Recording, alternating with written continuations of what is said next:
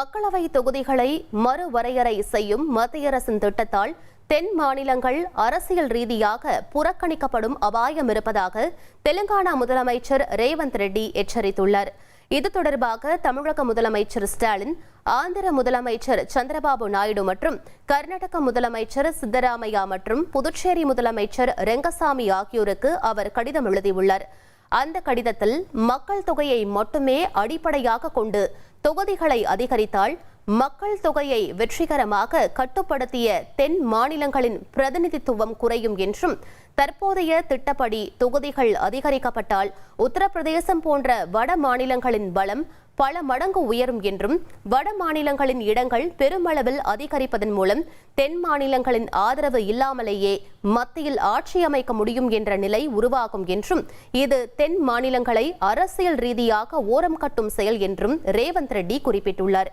மேலும் தொகுதி மறுவரைக்கு மாற்று திட்டத்தை முன்மொழிந்துள்ள அவர், மக்கள் தொகை அடிப்படையில் 50% தொகுதிகளை ஒதுக்க வேண்டும் என்று, மீதமுள்ள 50% தொகுதிகளை அந்தந்த மாநிலங்களின் GDP பங்களிப்பு மற்றும் பொருளாதார வளர்ச்சியின் அடிப்படையில் ஒதுக்க வேண்டும் என்றும் அவர் வலியுறுத்தியுள்ளார்.